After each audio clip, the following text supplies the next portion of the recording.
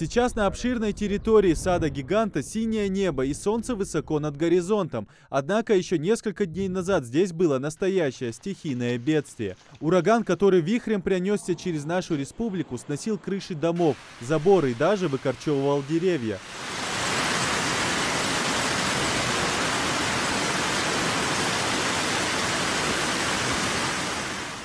На здешних полях высажены сотни гектаров самых различных фруктовых деревьев. К примеру, на этом участке в строй стоят яблочные. Именно эти сочные фрукты являются визитной карточкой предприятия. Если не присматриваться, кажется, будто все не так уж плохо. Деревья стоят и даже листва на месте. Но при ближайшем рассмотрении совсем другая картина. Полностью избиты, изранены ветки первого, второго, третьего поколения. Избит центральный проводник, полностью изранен. Град, он такой был интересный, он был такой острый и пробивал все. Практически ничего живого на этих деревьях он не оставил.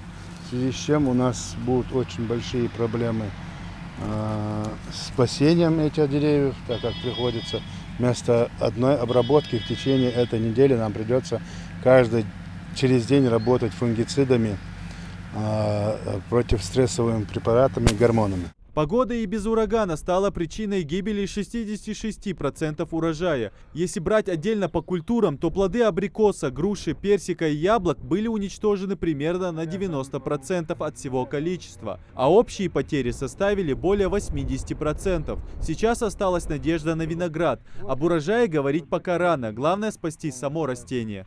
Как мы видим, здесь отбиты все листья. Отбит верхушечный побег, который идет вверх. В связи с этим он где-то на неделю-две приостановится рост, пока вот этот побег не пойдет в рост.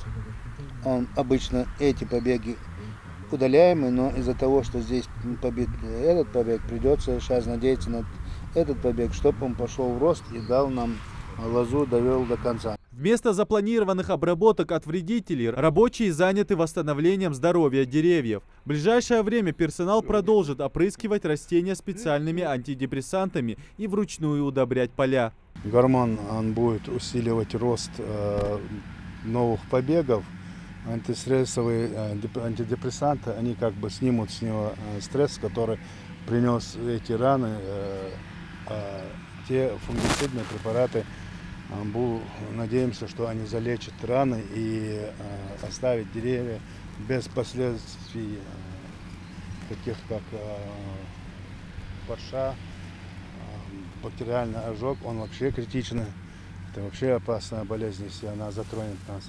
Даже после таких потерь работники предприятия полны оптимизма. Сейчас главное терпение и благоприятные погодные условия. Если ничего не помешает, аграрии планируют в течение года полностью восстановить весь ущерб. Идрис Ижиев, Адам Далаков, Новости 24.